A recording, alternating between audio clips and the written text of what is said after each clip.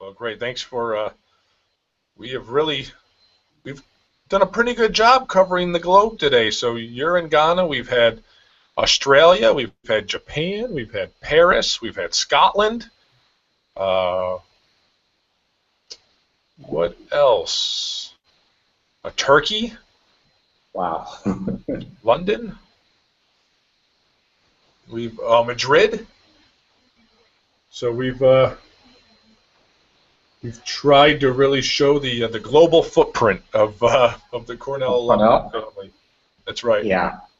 Yeah. Well, now you're in Africa. All right. Well, here we are. We are live back at Cornell Giving Day 2016. Just to give everyone a little bit of an update of where we're at right now. In terms of our challenges and our money's raised, we have collectively 4,742 gifts have raised $1,782,000. So congrats everyone. Again, continuing to just show a lot of support and generosity.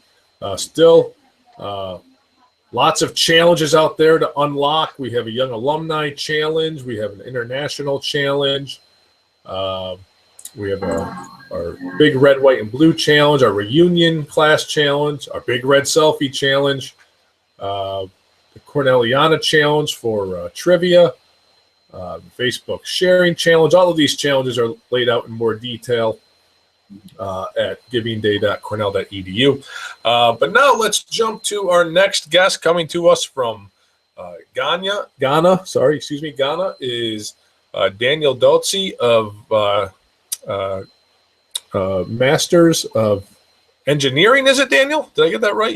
Yes. From 2010? Yep.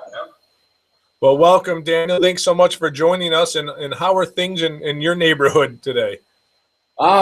Things are going fairly well. It's ridiculously hot today. But on a large scale, I think things are going really, really well. And I'm very happy to be connecting with the Cornell community globally today. So very excited to be here. Great. So, Daniel, I guess let's talk about Teach for Ghana, which is your mission right now. I saw, I think it was another Cornellian actually that shared something about Teach for Ghana, either on Twitter or on Facebook, and I saw it and I shared it on the alumni Facebook page and was just really fascinated by the story and thought it was incredible work. So can you kind of take us through kind of what prompted you to kind of launch this and what that process has been like? Yeah, absolutely. So Teach for Ghana, it's an organization that I started with two of my very close friends, Sadiq Nkwampo and Abdul Razak.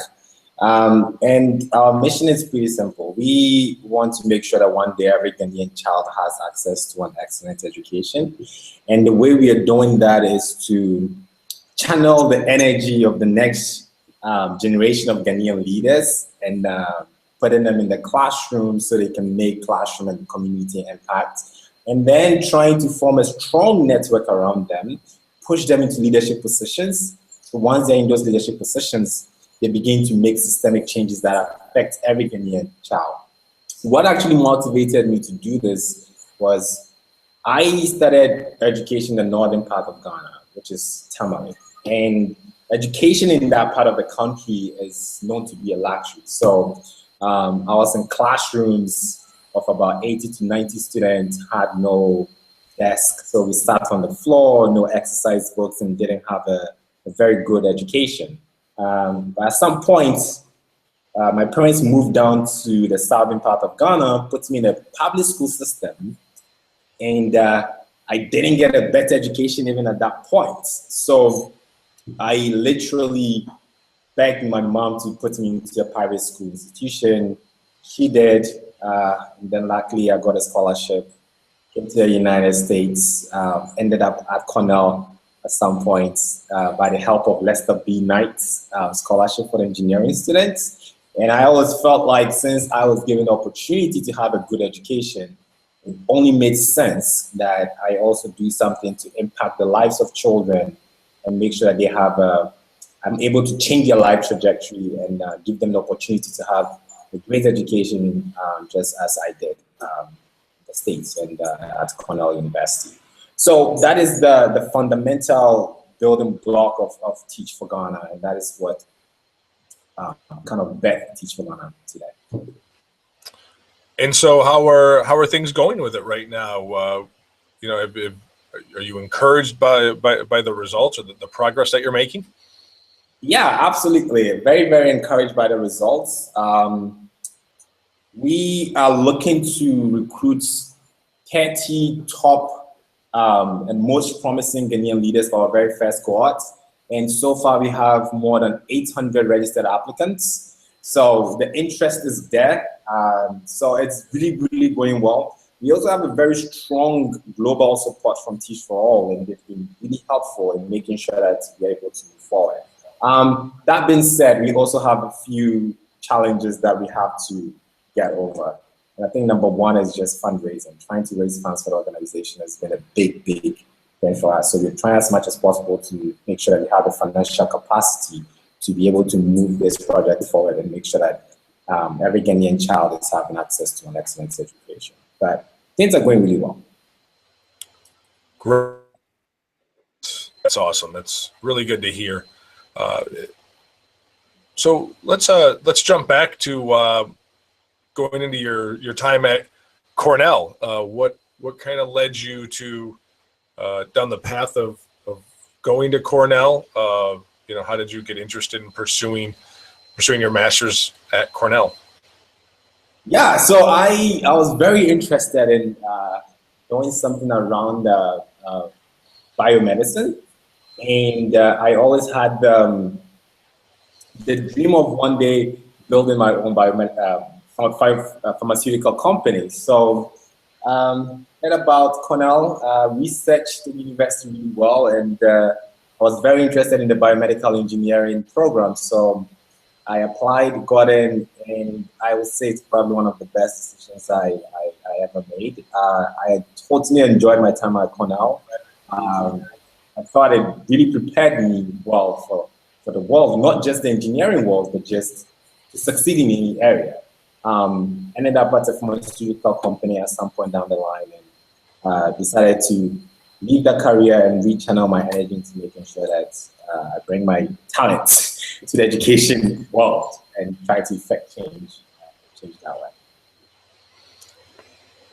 That's great. Engineering, not one of the easiest disciplines. Nope. At Cornell. So I'm glad you emerged from it with so many good feelings and inspired to go on. Yeah. Not one of the easiest. I remember very well my very first exam that I took at Cornell. I literally ran to my professor and said, I don't know what just happened to me. And in one word, he said, welcome to Cornell. I said, okay, thank you. It wasn't easy in the beginning, but I think as time went on, Cornell kind of put that confidence in me. There was that support system around. I loved the program that I did. So I think I finished very strongly. So I'm very, very grateful for that. It was challenging, but it was fun. It was really fun. I'm glad I went through it. So. Well, you are far braver than I. Take that on, and but I'm so glad you were able to succeed and go on to create Teach for Ghana. It's a great initiative. So how can people, is there a way, other Cornellians out there listening right now can kind of get involved in this initiative or initiatives like this? How can people kind of support your mission? Yeah.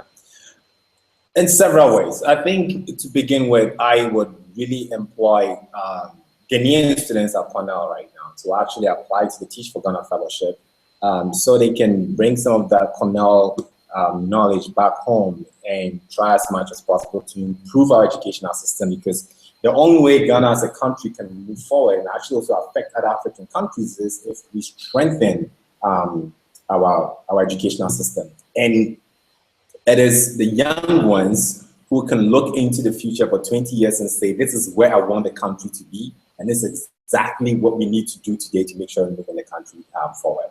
But right now, I think our biggest need is fundraising. We need to build that financial capacity.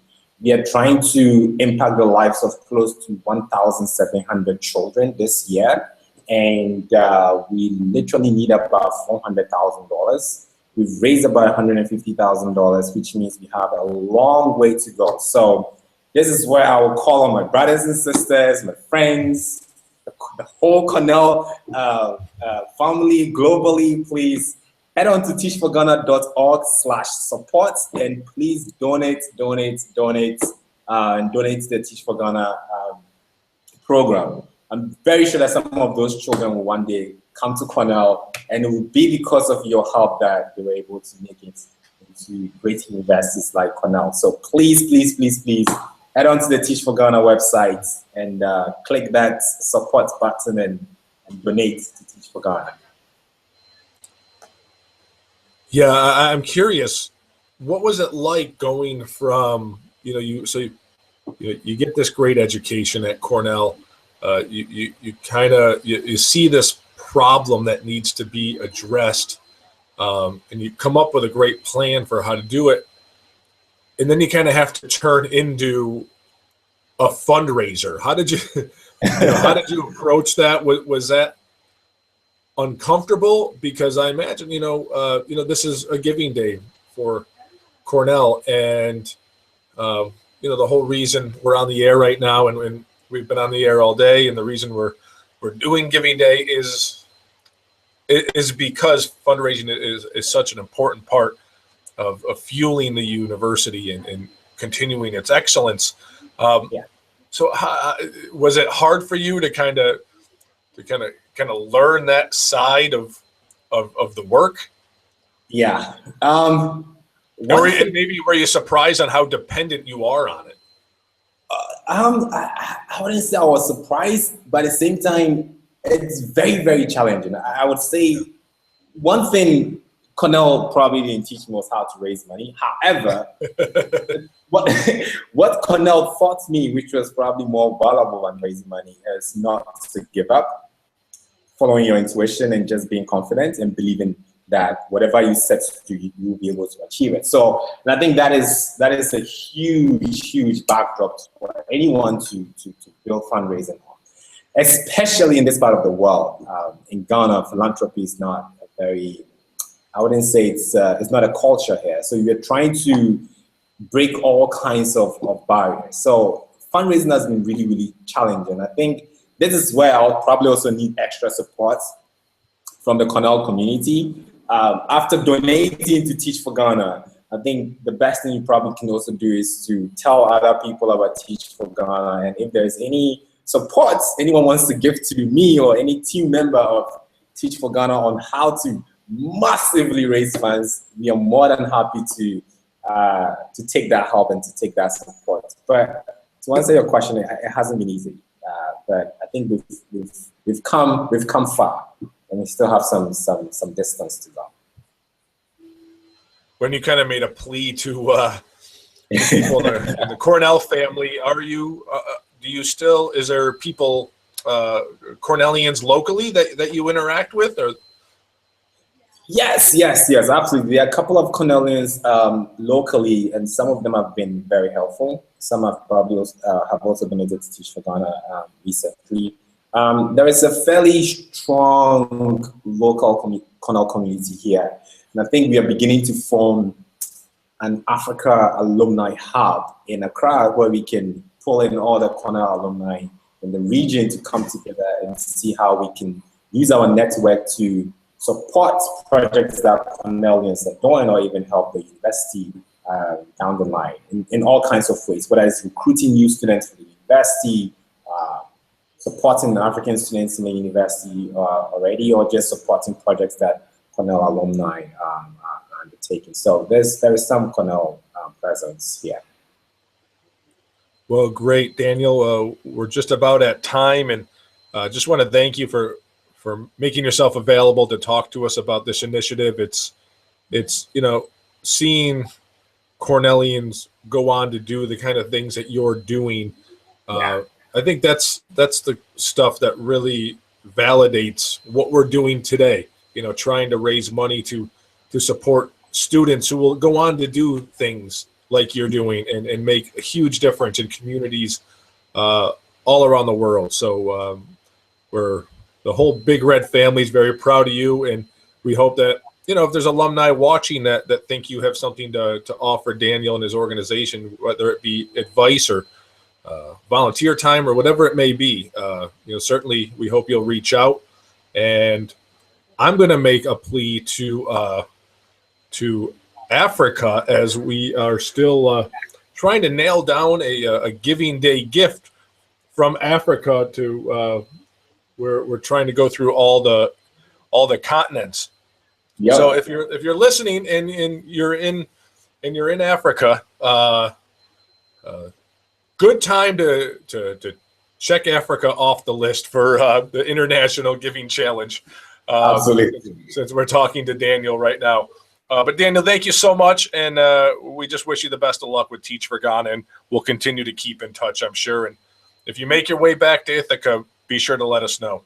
Absolutely. I'm kind of planning on maybe come for homecoming, which is sometime in June, so that'll be a good time to reconnect again. But probably use this opportunity to say huge thanks to my co-founders, the team at Teach for Ghana, Catherine Yaba, Malaki, Carolina, the Teach for All family for the great job they're doing. And thanks to every Cornell alumni that is going to donate to Teach for Ghana and support Teach for Ghana.